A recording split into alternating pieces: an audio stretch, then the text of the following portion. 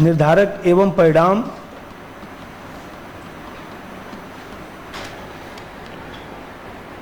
तो निर्धारक एवं परिणाम में जो है सबसे पहले जो है इसका अर्थ, फिर इसका क्या स्वरूप है, और फिर इसमें जो है साधन वर्सेस साध्य का विवाद,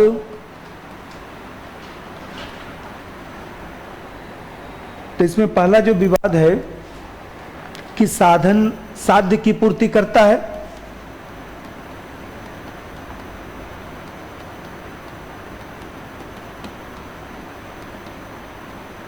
साधन साध्य की पूर्ति करता है, और दूसरा विवाद है साध्य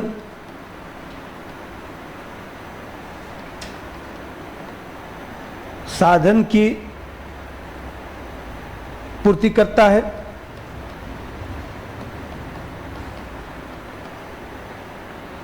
और फिर इसका मूल्यांकन।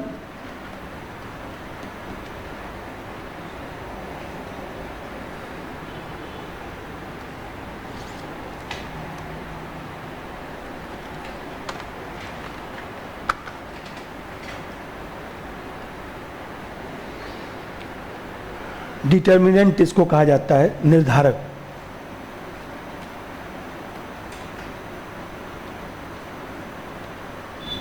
Determinant and consequence.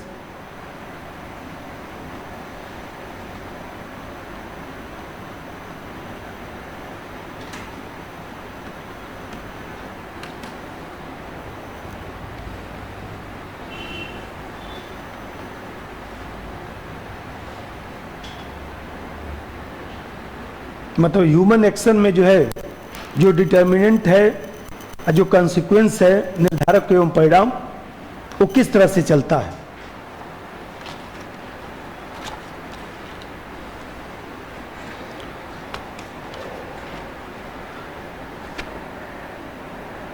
देखिए, किसी चीज का निर्धारण करना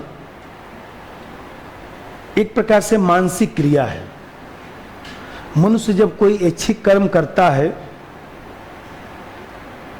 तो ऐसी दशा में हम अपनी इच्छा से फ्री होकर कोई कर्म कर रहे हैं, तो मैं बताया कि नीति शास्त्र में जो है कुछ जो आदर्श हैं, जो कुछ मापदंड हैं, उसके आधार पर जो है वो हमारे कर्म को जो है शुभ अशुभ, उचित अनुचित घोषित किया जाता है।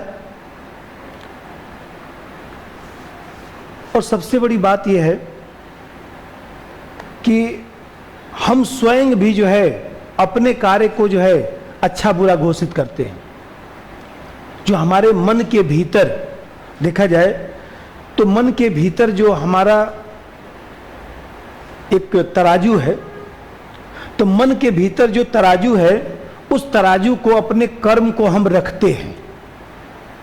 उस तराजू को हम कर्म, मतलब कि तराजू पर अपने कर्म को रखते हैं, और रख कर जो है हम ये देखते हैं, तौल कर ये देखते हैं कि जो हम कर्म कर रहे हैं या जो हमने वाक्य किसी को बोला है वो कितना सही है और कितना गलत है।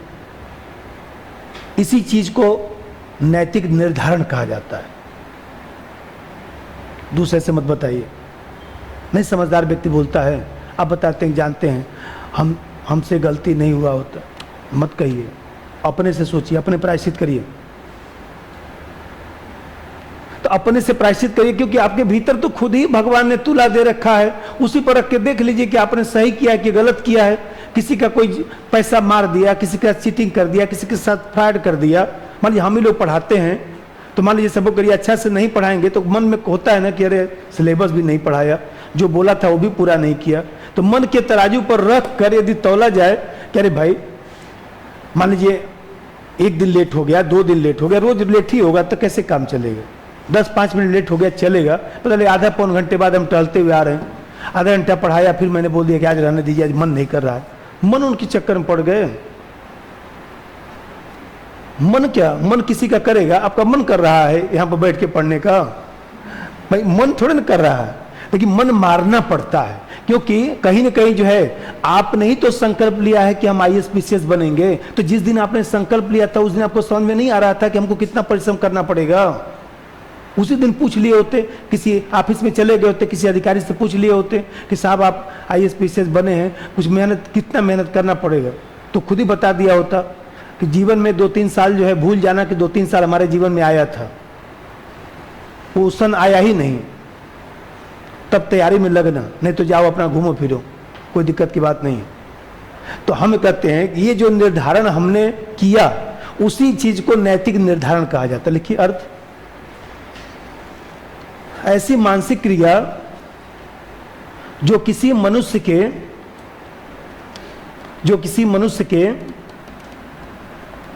ऐच्छिक आब्लिक स्वैच्छिक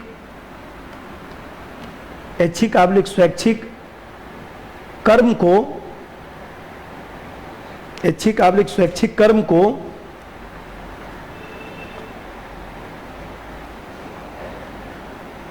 एक आदर्श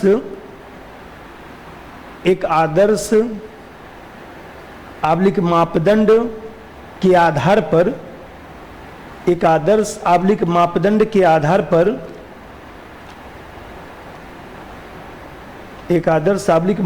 के आधार पर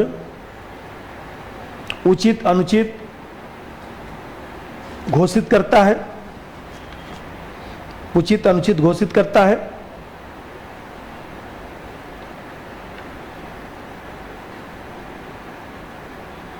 अर्थात मन में आदर्श की तुला पर कर्म को तौलने के पश्चात भाषा के माध्यम से वाक्यों में जो कुछ व्यक्त किया जाता है, भाषा के माध्यम से वाक्यों में जो कुछ व्यक्त किया जाता है उसे भाषा के माध्यम से जो कुछ व्यक्त किया जाता है उसे नैतिक निर्धारण कहा जाता है। नैतिक निर्धारण आब्लिक निर्णय कहा जाता है। नैतिक निर्धारण आब्लिक निर्णय कहा जाता है।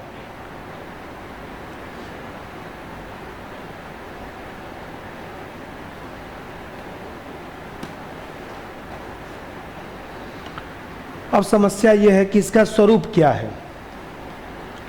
भाई, नैतिक निर्णय करने के लिए पहला तो स्वरूप यह है कि निर्णयकर्ता विवेकशील हो, नैतिक और अनैतिक कर्म को पहचानने की क्षमता रखता हो, मूल्यांकन करने में सक्षम हो, तभी तो निर्णय कर पाएगा। इतना पढ़ाया जा रहा है किस लिए? मन में तो आता होगा कि पीटी परीक्षा, मेंस परीक्षा, इंटरव्यू, साल भर तक पढ़ा ही रहा है, लेकिन कभी आपने सोचा कि साल भर नहीं पढ़ के जाएंगे वहां पर, आप अधिकारी बनेंगे तो निर्णय कैसे लेंगे? आपको ज्योग्राफी, इतिहास, भूगोल, मैथ, रीजनिंग कुछ आएगा ही नहीं, बैठ के ऑफिस पे रो रहे हैं। भाई हमें कहते 50 फाइल आएगा ना पढ़ने के लिए, उस पर अनुमोदन लिखने के लिए, ड्राफ्टिंग करने के लिए, तमाम। मान लीजिए ऑफिस में जो लोग छोटे अधिकारी हैं, कर्मचारी हैं, वो लोग क्या करते हैं? अपना एक डायरी लेके आ जाएंगे, साहब वो RTI वाला लेटर लिखना है, कुछ बोल देते, 4 लाइन मार्गदर्शन देते तो हम लिख देते। तो आप उससे बोलेंगे कि हम तुमको क्या मार्गदर्शन दें, हमको तो खुद ही नहीं आता है ढंग से। तो बताइए, तब तो हो चुका ना। वो तो क्या, तो समस्या ला के रख देगा कि साहब ये समस्या है, आप ही का आने का इंतजार कर रहा था और आज ही लेटर भेजना है, 4 लाइन मार्गदर्शन दे दीजिए तो हम जल्दी से कर दें। तो उतना योग्यता क्षमता होगा तब ना मार्गदर्शन दे पाएंगे। नहीं पता, लेकिन बोलेंगे कि यार हमको तो कुछ पता ही नहीं, मैं तो पैसा वैसा दे के आया था। तब तो हो चुका काम ना। तो पहला स्वरूप नंबर एक लिख दीजिए कि निर्णयकर्ता विवेकशील होना चाहिए। निर्णयकर्ता विवेकशील होना चाहिए जो नैतिक आब्लिक अनैतिक कर्म को पहचान करने की क्षमता रखता हो। जो नैतिक आब्लिक अनैतिक, निर्णयकर्ता विवेकशील होना चाहिए जो नैतिक आब्लिक अनैतिक कर्म को पहचानने की क्षमता रखता हो।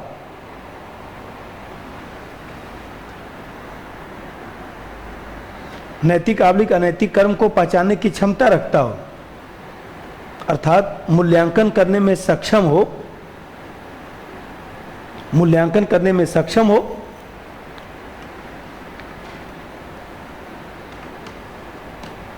मूल्यांकन करने में सक्षम हो।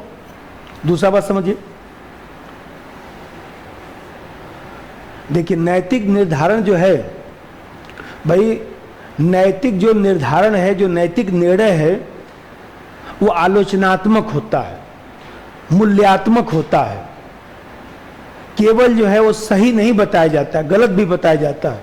यदि आपका अच्छा कोई मित्र है तो ऐसी दिशा में यदि मान लीजिए आपको यदि टोकता नहीं है तो समझिए कि वो मित्र सही नहीं है।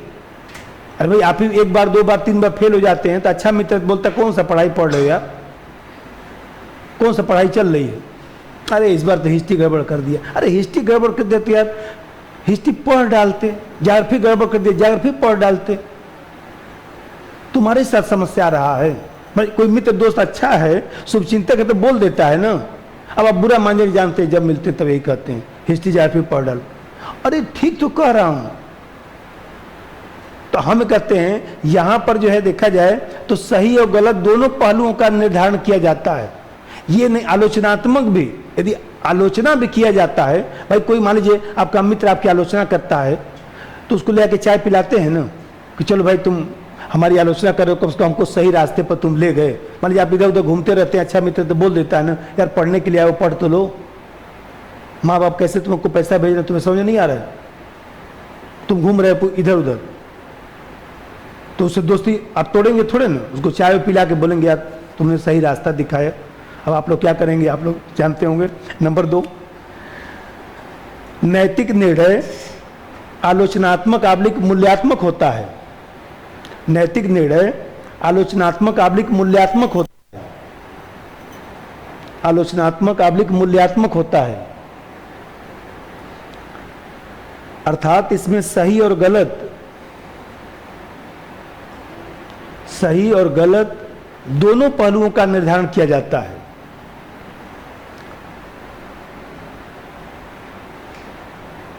दोनों पहलुओं का निर्धारण किया जाता है। तीसरा चीज देखिए, हम कहते हैं कि आपका कर्म जो है उस पर जो हमने निर्णय दिया कि आपका कर्म कितना सही है कितना गलत है, तो कहीं न कहीं यह एक प्रकार से नियामक हो गया ना, नियामक हो गया ना।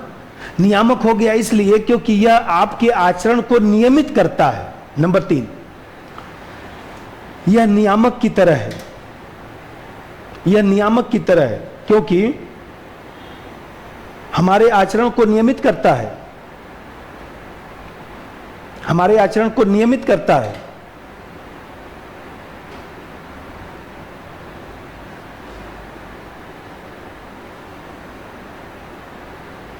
नंबर 4,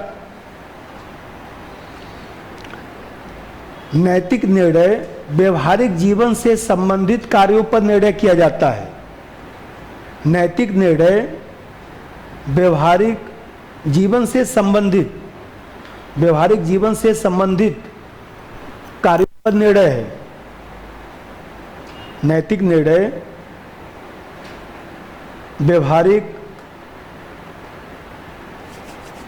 नैतिक निर्णय व्यवहारिक जीवन से संबंधित कार्यों पर निर्णय करता है।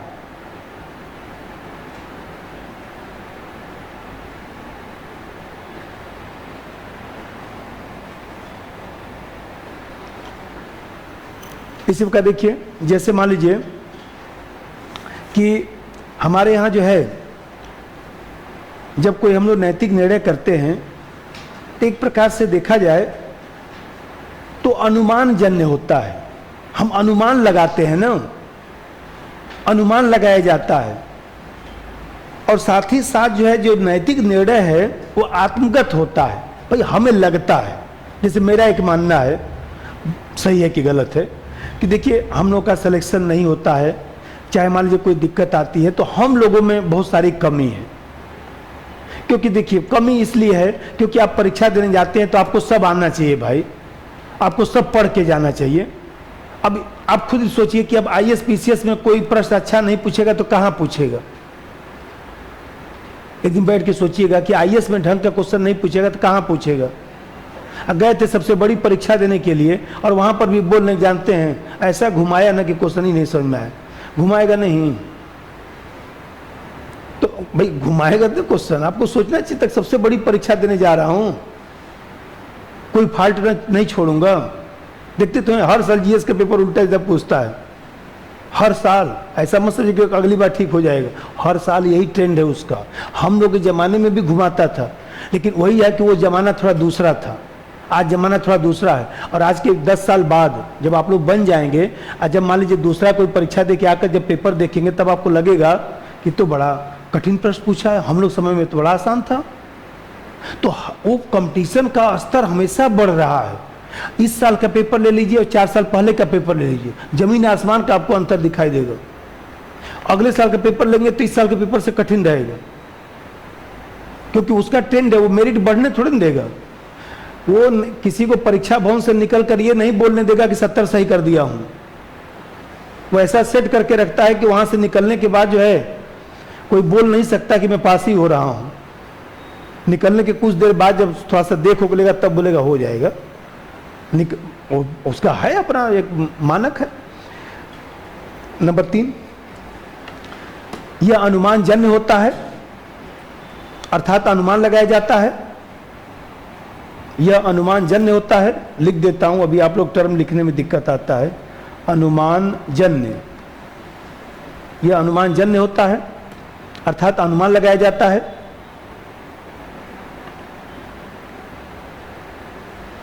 और साथ ही अधिकांश नैतिक निर्णय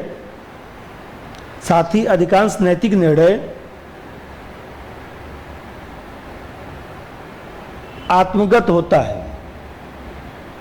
अधिकांश नैतिक निर्णय आत्मगत होता है।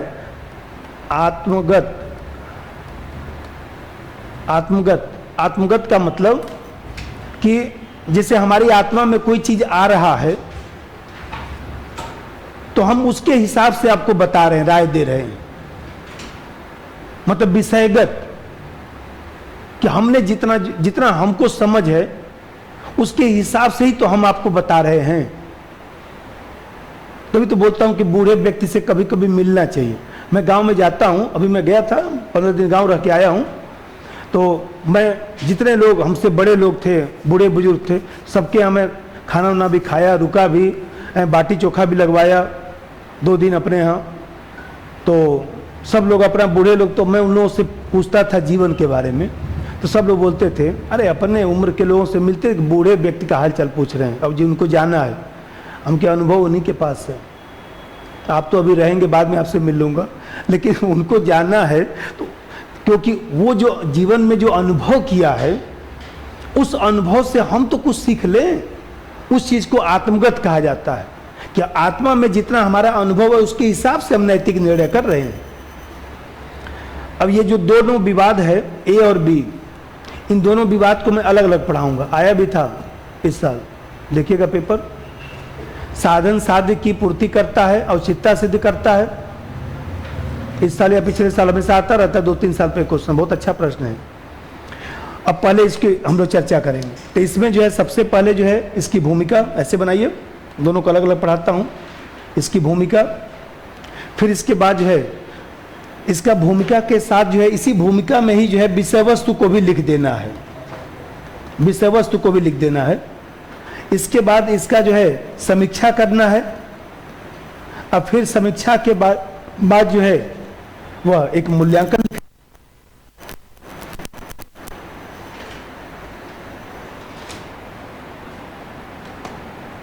आया होगा क्वेश्चन कुछ कि साधन साध्य की औचित्यता को सिद्ध करता है, ऐसे क्वेश्चन आता है।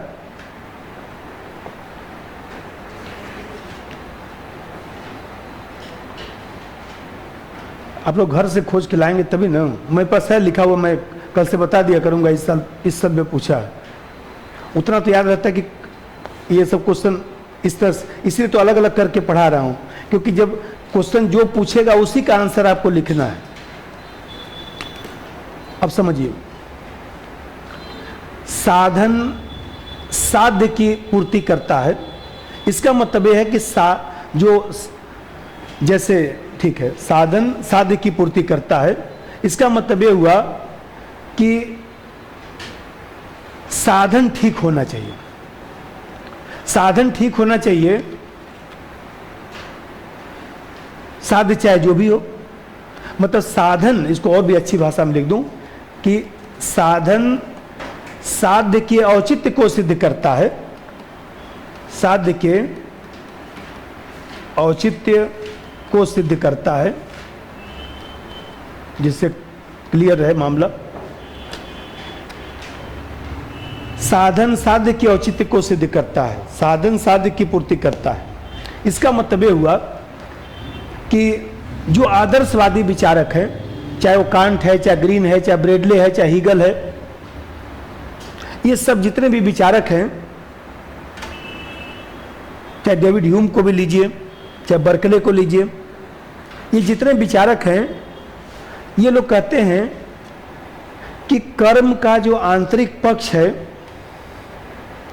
भाई हम ज्यादा से ज्यादा कर्म ही तो कर सकते हैं, कर्म पर ही तो हमारा जो है देखा जाए तो बस है।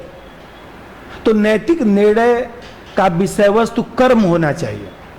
यदि किसी हम कार्य को करते समय मान लीजिए हम अच्छा कार्य कर रहे हैं, तो ऐसी दशा में ये लोग कहते हैं कि उसका फल भी अच्छा होगा।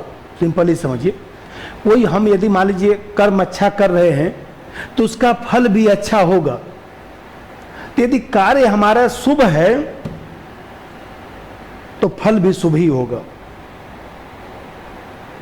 जैसे मैं आपको गीता पढ़ाऊंगा, गीता का निष्काम कर्म, तो गीता का निष्काम कर्म, तो गीता में यही तो लिखा गया है कि व्यक्ति कर्म कर सकता है, फल की चिंता छोड़ो, फल जो होगा हो जाएगा। कर्म अच्छा होगा तो फल भी अच्छा होगा। व्यक्ति को अपने कर्तव्य का पालन करना चाहिए, व्यक्ति को अपना कार्य करना चाहिए, फल की चिंता नहीं करनी चाहिए। और कांट ने भी कर्तव्य के लिए कर्तव्य चेतना की बात की कि हम इसलिए नहीं पढ़ रहे हैं कि हमको आईएएस बनना है, हम इसलिए पढ़ रहे हैं क्योंकि यही हमने संकल्प लिया था पढ़ने का।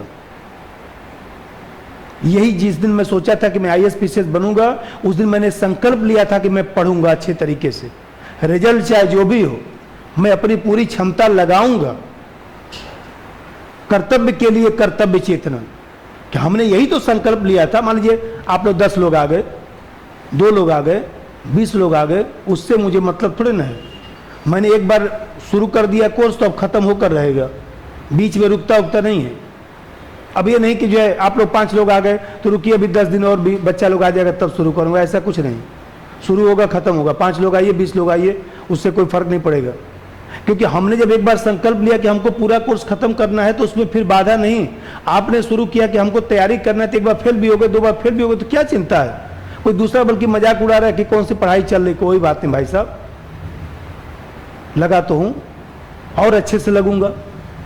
तो इस बात को कहा जाता है कि साधन, साधन यदि हमारा अच्छा है तो साध्य की पूर्ति करेगा। आप पढ़ते रहेंगे तो आज नहीं तो कल जो है परिणाम आएगा। देखिए, आदर्शवादी, पहले भूमिका लिखिए, भूमिका और विषय वस्तु एक ही मिलाकर लिखना है 150 शब्द में। आदर्शवादी विचारक, आदर्शवादी विचारक कांट, ग्रीन, ब्रेडले, कुछ भी याद रहे आप लोगों को, बस 1-2 याद होना चाहिए। कांट, ग्रीन, ब्रेडले, हीगल आदि का मानना है कि नैतिक निर्णय का विषय कर्म होना चाहिए। नैतिक निर्णय का विषय कर्म होना चाहिए।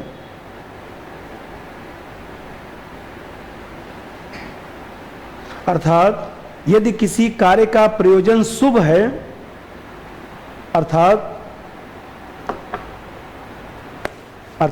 यदि किसी कार्य का प्रयोजन शुभ है, प्रयोजन मतलब साधन, कार्य का प्रयोजन शुभ है तो वह कार्य भी सामान्यतः शुभ माना जाएगा,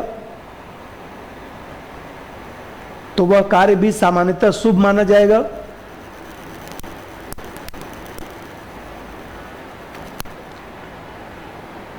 जैसे गीता का निष्काम कर्म, जैसे गीता का निष्काम कर्म, गीता का निष्काम कर्म क्या उदाहरण, निष्काम कर्म गीता में क्या गया, चिंता मत करो, ये सब पढ़ना आता है क्वेश्चन, यही सिलेबस है जो पढ़ा रहा हूं, एकदम व्यवहारिक पढ़ना है। और आप लोग अंत में जब कोर्स खत्म होगा तो आप लोगों को लगेगा कि ये सब चीज हम लोग को 2 साल पहले ही पढ़ लेना चाहिए था, क्योंकि जीवन में भी प्रयोग आता है। अब वही सब लिखना है, सबसे बड़ी बात है कि जो हम लोग सुनते हैं वही सब लिख के आना, उसी पर नंबर मिलना है। अब कोई बहुत थियोरेटिकल नहीं है, सब एकदम व्यवहारिक ज्ञान है। अब उसमें गीता का निष्काम कर्म क्या उदाहरण, और भी सिंपल लिख दीजिए इसी में। इस तरह व्यक्ति को शुभ कार्य करने का प्रयास करना चाहिए, फल की चिंता न करे,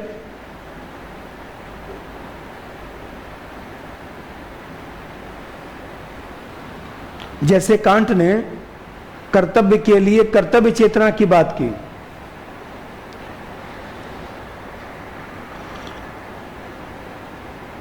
कांट ने कर्तव्य के लिए कर्तव्य चेतना की बात की।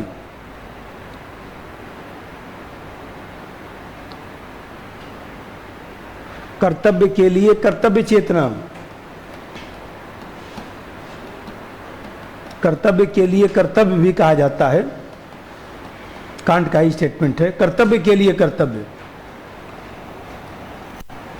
आप जानते हैं कि हेड ऑफ डिपार्टमेंट रहा, इसने ही जो है बुद्धि और अनुभव का समायोजन किया है, जो समझिए कि मनोविज्ञान से लगाए राजनीति विज्ञान में सब जगह जो है कांट ऑक्सफोर्ड यूनिवर्सिटी में हेड ऑफ डिपार्टमेंट रहा है, पॉलिटिकल साइंस का और फिलॉसफी दोनों का। तो इसने ये थ्योरी दिया था। तो कुछ सनकी व्यक्ति था, एक दिन ऐसे जा रहा था तो कुछ उसका सिक्का जो है उसके घर के सामने एक नाला था तो गिर गया, तो फिर सिक्का कोई गिर गया, तो फिर वो जो है उस दिन अपना छुट्टी लेकर क्रेन वेन मंगवाया जो भी उस जमाने में चलता था, और सिक्का को खोजवाने लगा, सिक्का गिरा कहाँ। इसको कंफ्यूजन हो गया सिक्का इधर गिरा कि उधर गिरा, खोजवाने लगा। 2-4-5 घंटा मेहनत हुआ, अंत में सिक्का मिला। तो पड़ोसियों ने पूछा कि वो सिक्का खोजने की क्या जरूरत थी, उससे तो बहुत पैसा लग गया खोजवाने में। बोला इससे मतलब नहीं है, हमको ये जानना था कि सिक्का जो हमने अनुमान लगाया था कि सिक्का यहाँ गिरा है कि वहाँ गिरा है, तो वास्तव में हमको ये जानना था कि सिक्का कहाँ गिरा था। तो उस तरह का वो सनकी व्यक्ति था। तो कर्तव्य के लिए कर्तव्य चेतना। अब जा समीक्षा, चलिए इसकी समीक्षा, ये जो आपने लिखा है वो कितना सही है तभी ना मूल्यांकन लिखा जाएगा। इसकी समीक्षा,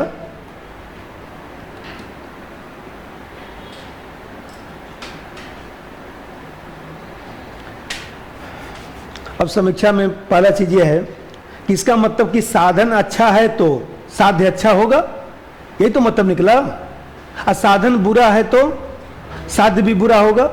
तो क्या ये पूर्णतः सही है? सही नहीं है पूर्णतः, क्योंकि राजस्थान में जो है कौन डाकू था, डाकू मान सिंह। तो डाकू मान सिंह राजस्थान में जो है सबका धन लूट कर और देखा जाए तो गरीबों की सेवा करता था। पढ़े होंगे आप लोग, राजस्थान में कहानियां चलती हैं। तो वो लेकिन उसमें से एक पैसा वो अपने लिए खर्च नहीं करता था, न अपने परिवार के लिए खर्च करता था, बल्कि देखा जाए तो सब पैसा गरीबों में बांट देता था। तो ये बताइए, धन लूट कर गरीबों की सेवा करता था तो धन लूटना तो बुरा कर्म हो गया, लेकिन जो उसका परिणाम था वो तो सही था। तो क्या उसको गलत माना जाएगा? सही माना तो जाएगा गलत ही। लेकिन कहने का मतलब कि ये कहना कि कर्म आपका बुरा है तो फल भी उसका बुरा है, परिणाम भी उसका बुरा है, ठीक नहीं है। नंबर एक, विचारकों का मानना है कि साधन बुरा होने पर फल हमेशा बुरा होता है, साधन बुरा होने पर फल भी बुरा होगा, फल भी बुरा होगा, ऐसा हमेशा नहीं होता, ऐसा हमेशा नहीं होता। जैसे साधन बुरा होने पर फल भी हमेशा बुरा होगा, ऐसा हमेशा नहीं होता। जैसे डाकू मान सिंह धन लूटकर गरीबों की सेवा करता था,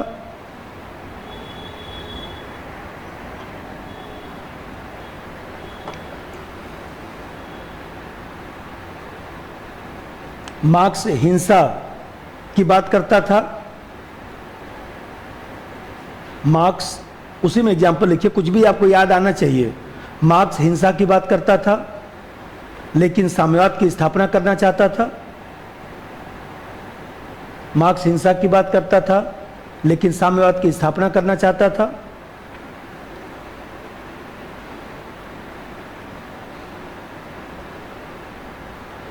एग्जाम्पल जरूर सेट होना चाहिए क्योंकि उसी से वो समझेगा कि आप समझ कर लिखे हुए हैं।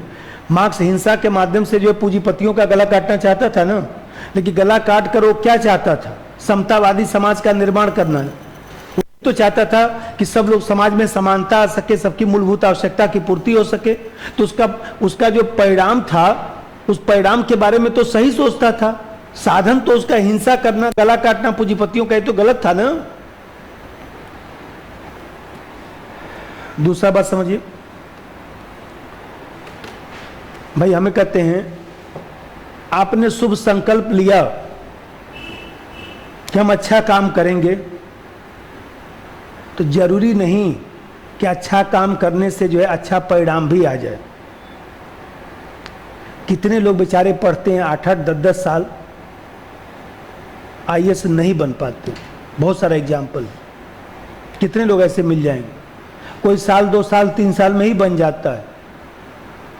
तो ऐसा आप नहीं कर सकते कि वो व्यक्ति परिश्रम नहीं किया था। परिस्थितियां भी माने रखती हैं, सिर्फ अच्छा कर्म करने से नहीं होता। मान लीजिए आपने खूब पढ़ाई लिखाई किया और आखिरी अटेम्प्ट है, लास्ट मेंस का मान लीजिए पेपर है, और उसी दिन मान लीजिए आपका एक्सीडेंट हो गया, यही हाथ टूट गया, हो गया ना काम, क्या दोबारा मेंस देने देगा क्या वो? तो परिस्थितियां भी तो हैं। तो ये भी जरूरी नहीं है कि शुभ संकल्प से हमेशा अच्छा परिणाम निकलता है। व्यवहारिक एग्जाम्पल बताता हूँ। मान लीजिए बहुत सारे दानी व्यक्ति होते हैं, तो लोग क्या करते हैं, बिजनेस करते हैं और संडे को जो है मान लीजिए जाकर झुग्गी झोपड़ी में या गरीब लोगों को जो है 100-100 रुपया बांट देते हैं। बहुत सारे लोग आपको दिल्ली में मिल जाएंगे, 100-100 रुपये जाकर बांट देंगे, 10, 20, 50 लोगों को, जितना उनको बांटना है। बांट उठ कर घर पे चले आएंगे और कह देंगे कि चलो हमने हफ्ते दिन में जो भी हमने कमाया उसमें से 10-20% हिस्सा हम बांट के चले आए हैं। तो क्या इसका परिणाम सही है? नहीं भाई। हमें कहते झुग्गी झोपड़ी में आप बांट कर चले आए 100-100 रुपया, उसके बाद उसी पैसे को लेकर जो है वो देखा जाए तो कुछ लोग अपना शराब पी रहे हैं। अब फिर जो है वो देखा जाए तो शराब पीकर और नशे में जो है वो रोड पर आ जाते हैं, और इस तरह से देखा जाए तो ट्रक के नीचे आ जाते हैं, बस के नीचे आ जाते हैं, नशे में जो है दबकर मर जाते हैं। तो आप जो 100-100 रुपया बांट के आए थे, आपकी कोई गलती तो नहीं है ना? गलती है। यही इसीलिए इथिक्स पढ़ा रहा हूं, गलती है। आप 100 रुपया बांट कर आए थे, तो क्या आपने कभी पता किया कि 100 रुपया जो मैं बांट कर जाता हूं उसका क्या होता है? इसीलिए हम कहीं पर मान लीजिए कहीं खाना खाते हैं, क्या कहीं रुकते हैं, और कोई मान लीजिए भिखारी आता है, हम उसको बोलता है पैसा दे दिया, तो खाना खाना है, बोलेगा हाँ। बहुत सारे लोग नीचे भी दिखाई देते, पांडे से मैं बोल रखा हूँ कि जाके खिला दिया करिए जो भी खाए, पैसा मत दीजिएगा। पैसा देंगे जाके नशा करेगा। जितना खाना हो, जो खाना हो, चल के खिला देता हूँ तुम्हें। क्योंकि मान लीजिए वो नशा करेगा, दब जाएगा, तो उसमें मैं भी भागी हूं। क्योंकि हमको सोचना चाहिए था कि वो उस पैसे को लेकर सब लोग अच्छा काम नहीं करेंगे। आप अपने बच्चे को, मान लीजिए आप समृद्ध व्यक्ति हैं, बच्चा मांग दिया पापा 10,000 रुपया, तो 10,000 रुपये निकाल के दे देंगे? 10,000 रुपये देने से पहले पूछेंगे तुम्हें पैसा किस लिए चाहिए, क्या करोगे? किताब खरीदना है, चलो खरीदवा दूं। कोचिंग में एडमिशन लेना, चलो करवा दूं। कितने लोग गार्जियन लोग हमारे यहाँ जो है पैसा जमा करेंगे, तो उसे तो बिना पर्ची के पैसा जमा नहीं हो सकता।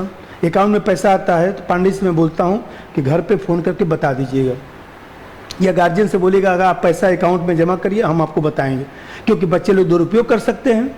तो इसका मतलब ये हुआ कि शुभ संकल्प से सिर्फ जो कार्य किया जा रहा है उसका काम भी हमेशा अच्छा होगा, सही नहीं है। नंबर 2, यह भी आवश्यक नहीं कि शुभ संकल्प से हमेशा अच्छा परिणाम निकलता है।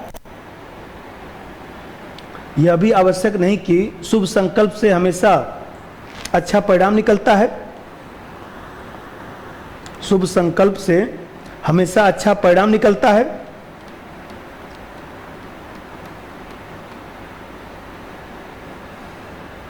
जैसे दानी व्यक्ति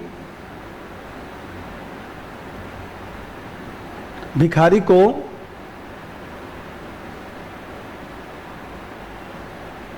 पैसे दान में देता है और वह शराब पीकर नशे में मोटर के नीचे दब जाता है,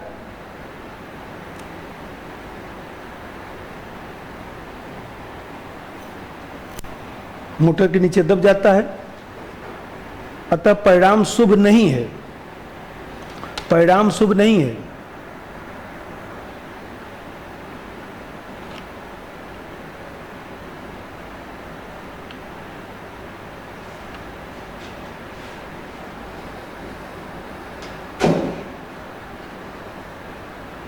देखिए,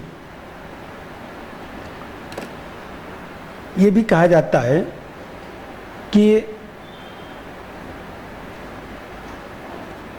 प्रयोजन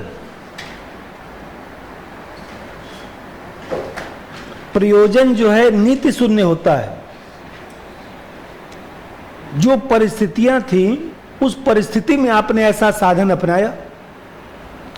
भाई हमें कहते हैं जो परिस्थितियां थी, जितना आपका दिमाग काम किया उतना आपने किया, तभी तो पुरानी गलतियों पर पश्चाताप होता है। वो मानवीय चीज है, हम भी सोचते हैं तो पश्चाताप होता है। क्या मतलब है, एमए किया, एमफिल किया, फालतू का समय नष्ट किया, जीवन में कोई मतलब नहीं, समय तो नष्ट हुआ। 4 सेमेस्टर हुआ, 8 सेमेस्टर फिर कर दिए सब। 4 साल में 8 सेमेस्टर, हर 2 साल 2 महीने 3 महीने के बाद सेमेस्टर चलता था। 1 महीना तो उसी में बर्बाद होता था, कम से कम 1 महीना तो पढ़ के परीक्षा देगा बे। अब लगता है कि वही तैयारी में लगा दिया होता समय, लेकिन जो परिस्थिति थी हो गया। उस समय तो इसलिए पढ़ने का मन था कि डीयू में, जेएनयू में कहीं पर एडमिशन हो जाएगा तो हॉस्टल मिल जाएगा। पढ़ने का मन नहीं था, हॉस्टल मिल जाएगा, कम से कम 2 समय खाना मिलेगा, अच्छा से सोने को मिलेगा, और कुछ हो चाहे मत हो। तो मान लीजिए अब उस समय जो सोचना था वो तो यही हुआ कि चलो भाई जीआरएफ हो गया, एडमिशन हो जाए। तो यहाँ पर सबसे बड़ी बात है कि प्रयोजन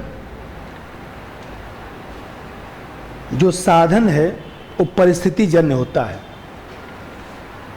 इसलिए हम ये नहीं कह सकते हैं कि हमारा साधन सही है तो कार्य भी सही हो जाएगा। तो प्रयोजन को या सिर्फ साधन को जो है नैतिक निर्णय का विषय हम नहीं मान सकते हैं, क्योंकि कभी झूठ बोलना भी सत्य से ज्यादा अच्छा होता है। कभी झूठ बोलना भी सत्य से ज्यादा अच्छा होता है। जिस दिन परीक्षा हुआ उस दिन कितने लोगों का फोन हमारे पास आया? 5-7 लोगों का फोन तो आया ही कि सर क्या स्थिति रहेगा। हम बोले स्थिति क्या रहेगा, ठीक है कोई बात नहीं। अब ये बताइए 80-82 से कम तो मेरिट नहीं जाएगा ना, 80-82 नंबर तो जाएगा ना। 40 मतलब 41-42 के आसपास मेरिट रहेगा, ज़्यादा से ज़्यादा 43 मेरिट हो जाए, इससे ज़्यादा नहीं। हम लोग कितना सही है? 35-36 क्वेश्चन सही है सर। अब ये बताइए परीक्षा होकर तुरंत वो हमको बताए, हम लोग कह रहे कल तक मिला लीजिए, कल बता दीजिएगा। नहीं सर मिला लिया। हम लोग कोई बात नहीं, आराम करिए, घर और जाइए, अभी मेरिट उठ का कुछ डिसाइड नहीं है कितना जाएगा। झूठ बोला ना। 70 मान लीजिए 35 ही क्वेश्चन सही है, अंतरात्मा में तो यही आ रहा था ना कि बोल देंगे नहीं होगा, 35 क्वेश्चन पे हो रहा है। फोन रखिए। लेकिन मन में आया कि नहीं, बच्चा इतने दिन से पढ़ाई किया है, 33-34 क्वेश्चन सही करके आया है, अभी बोल दूंगा तो एक तो उसको बुरा भी लग जाएगा, दूसरा चीज़ कि जो है खुद ही फ्रस्ट्रेट है, तो हमको अच्छा संभल के समझाए, हमने कोई बात नहीं, इतना जल्दी क्यों घबरा गए, 35 में 2-4 और भी सही हो जाएगा, कोई बात नहीं, अभी मेरी डोट का कुछ पता नहीं है, अभी मैं बता नहीं पाऊंगा, आज घर जाइए, अभी पेपर मिलाने के क्यों चक्कर में पड़ गए। क्योंकि सबसे बड़ी बात इस होता है कि इतना व्यक्ति फ्रस्ट्रेट हो जाता है कि दिमाग उसका खराब हो जाता है। हमने कहीं छत ऊपर से कूद गया, कुछ कर दिया, तो उसमें हम भी तो भागी हो गए कि हम उसको ठीक से समझा नहीं पाए। तो यहां पर देखा जाए तो एक ये भी एक लिखिए नंबर 3 कि प्रयोजन नीति शून्य, प्रयोजन नीति शून्य होता है, प्रयोजन नीति शून्य होता है, नीति शून्य होता है। यह नैतिक निर्णय का विषय नहीं बन सकता, नैतिक निर्णय का विषय नहीं बन सकता, क्योंकि कभी झूठ बोलना सत्य से ज्यादा अच्छा हो सकता है, कभी झूठ बोलना सत्य से ज्यादा अच्छा हो सकता है।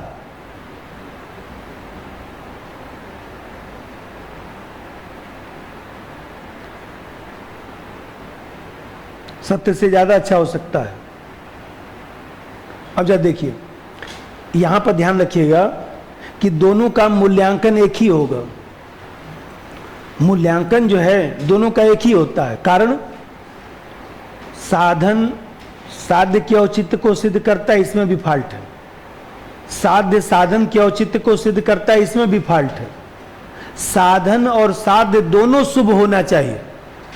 जहां तक आपकी क्षमता हो वहां तक सोचिए कि भाई जो हमने साधन अपनाया वो भी ठीक हो, और जहां तक आपकी क्षमता है सोचने की वहां तक साध्य को भी सोचिए कि वह भी ठीक हो। उसी चीज को हम लोग जो है नैतिक निर्णय की विषय वस्तु मान सकते हैं, जहां तक आपकी क्षमता। भाई में कहते हैं कि हर व्यक्ति उतना नहीं सोच सकता, लेकिन जहां तक सोच सकता है कि नहीं हम जो कार्य कर रहे हैं ठीक है, गलत नहीं है, तो मूल्यांकन दोनों का एक ही होगा। लेकिन 2 लाइन लिख दीजिए, मूल्यांकन लास्ट में लिखवा दूं, ठीक है। ये ध्यान रखिएगा दोनों का मूल्यांकन एक ही है, बल्कि यहां पर लिख डालिएगा, नहीं तो फिर आप बाद में रिवीजन करेंगे तो आपको दिक्कत आएगा। यहां पर यहां लिख दीजिएगा, दोनों का इकट्ठा करके दोनों का मूल्यांकन एक ही लिखना है, दोनों का मूल्यांकन एक ही लिखना है, दोनों का मूल्यांकन एक ही लिखना है। अब मूल्यांकन क्या है तो मैं बताया है, इंटेंशन। इंटेंशन का मतलब होता है साधन और साध्य दोनों शुभ होना चाहिए, दोनों शुभ होना चाहिए। जहां तक भाई हम लोग जैसे पढ़ते हैं, मान लीजिए जो जो चीज है पढ़ते हैं अच्छा से, तो हम लोग ये भी तो सोचते हैं कि हम पढ़ेंगे, ऐसा ही क्वेश्चन आता है, ऐसा ही लिखा गया, लोगों को नंबर मिला तो फिर मैं ऐसा ही पढ़ाऊंगा तो फिर लोगों को नंबर मिल जाएगा, उस पर तो विचार किया जाए। अब दूसरा पक्ष चलिए, साध्य साधन की पूर्ति करता है, हेडी बनाइए। अब दूसरा पक्ष, साध्य साध्य साधन के औचित्य को सिद्ध करता है, वही तो बात हुआ। साध्य साधन की पूर्ति करता है, या इसी को लिख सकते हैं ऐसे, साध्य साधन के औचित्य को सिद्ध करता है। यहां पर हम लोग पढ़ रहे थे कि साधन साध्य के औचित्य को सिद्ध करता है, अब उल्टा पढ़ रहे हैं, साध्य साधन के औचित्य को सिद्ध करता है। दोनों में अंतर नहीं समझ आया भाई। अभी तक हम लोग पढ़ रहे थे कि साधन अच्छा है तो साध्य अच्छा होगा, अब हम लोग उल्टा पढ़ेंगे कि साध्य अच्छा है तो साधन भी अच्छा होगा। केवल लक्ष्य की चिंता करना चाहिए, साधन की चिंता नहीं करनी चाहिए। तो जो सुखवादी विचारक हैं हीडोनिज्म, उसको सुखवाद कहा जाता है, जैसे चारवाक दर्शन है। तो सुखवादी विचारक जो है कहते हैं कि ऐच्छिक कर्म का जो परिणाम है, इच्छा से जो हम कर्म कर रहे हैं, उसका परिणाम ही जो है नैतिक निर्णय का विषय होना चाहिए। परिणाम ठीक है तो कर्म भी ठीक है, परिणाम बुरा भी बुरा, इसको परिणामवादी भी कहा जाता है। कर्म का परिणाम अच्छा निकल रहा है तो कर्म भी अच्छा कहा जाएगा। कर्म का परिणाम जो है बुरा निकल रहा है, मान लीजिए आप नहीं बन पाए तो सब बेकार, आप बेकार व्यक्ति हैं। मान लीजिए हमें कहते हैं, इनके अनुसार हम नहीं कह रहे हैं, हम कुछ अपने मन से नहीं बोल रहे हैं, ये लोग जो है देखा जाए तो ये लोग कहते हैं कि कर्म जो है, मान लीजिए आप परीक्षा पास हो गए, यूपी में मान लीजिए सब करिए नकल उकल करके 90% नंबर पा लिए, सब जायज है नकल करना, कोई दिक्कत की बात नहीं। यूपी में नकल नहीं होता है, तो मान लीजिए नकल करके लोग 90% 95% पा गए, और कुछ आना भी तो चाहिए था, 90-95% पा गए, नहीं नंबर तो मिला ना। योगी साहब लैपटॉप भी बांट दिए। अरे हमारे बलिया में भी मैं बताता हूँ, ऐसा थोड़ी ना है, कितने बच्चा लोगों को मैं जानता हूँ, उनको नाम भी सही से लिखने नहीं आता है, 1/2 और 2/3 भी जोड़ नहीं सकते हैं। 97% नंबर है, लैपटॉप और टैब सब मिला है बच्चा लोगों को, वजीफा भी मिल रहा है। हम तुम कैसे पास हुए? बोले हम कहाँ परीक्षा दिए थे। तो मान लीजिए हम कहते हैं कि जैसे सपोज करिए, तो ये लोग कहते हैं, सुखवादी जो विचारक हैं वो इस तरह की बात करते हैं। अब ये कितना सही है कितना गलत है अभी समीक्षा करता हूँ, पहले भूमिका लिखिए। सुखवादी विचारक मानते हैं कि ऐच्छिक कर्म का परिणाम ही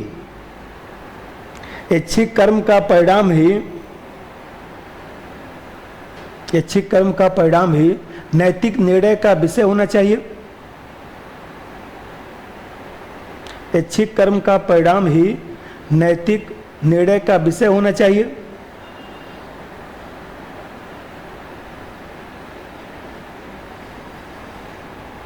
इसे परिणामवादी कहा जाता है।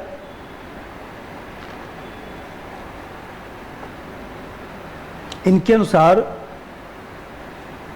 यदि कर्म का परिणाम अच्छा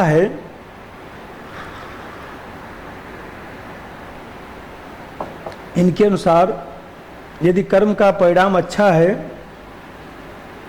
तो कर्म भी अच्छा कहलाएगा।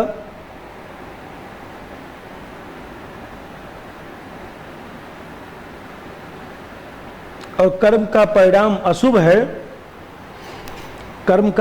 अशुभ है तो कार्य भी अशुभ होगा। इस तरह कार्य भी अशुभ होगा। इस तरह कोई भी कार्य नैतिक है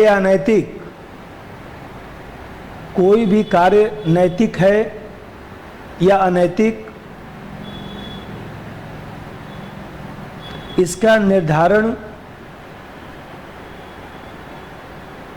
कार्य के परिणाम के आधार पर होना चाहिए।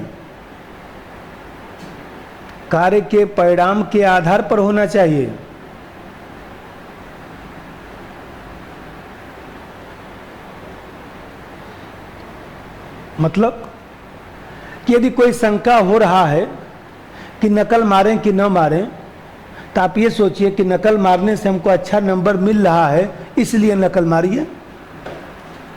ये लोग कह रहे हैं, मैं थोड़ा कह रहा हूँ। आप लोग हमारी तो देखते हैं कि कैसे कर, मैं अपने मन से कुछ नहीं पढ़ा हूँ, जो आपका सिलेबस है वही मैं पढ़ा रहा हूँ। यदि नकल मारने से अच्छा नंबर मिल रहा है तो नकल मारिए, कोई दिक्कत की बात नहीं है। किसी प्रकार का कोई यदि संशय उत्पन्न होता है तो लाभ हानि का आकलन जो है किया जाना चाहिए। और यदि लाभ हो रहा है तो वही कार्य करिए, भले वो कार्य गलत है उससे कोई मतलब नहीं है, ये लोग कह रहे हैं। अब इसकी समीक्षा,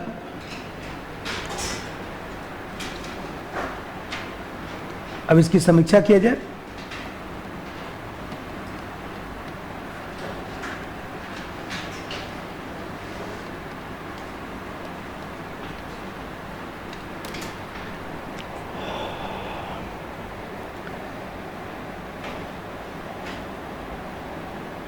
मतलब ये लोग कहते हैं कि परिणाम अच्छा होना चाहिए। तो अब समस्या ये है कि कभी कभी परिणाम बुरा होते हुए भी कार्य अच्छा माना जाता है, कभी कभी परिणाम बुरा होते हुए भी कार्य अच्छा माना जाता है।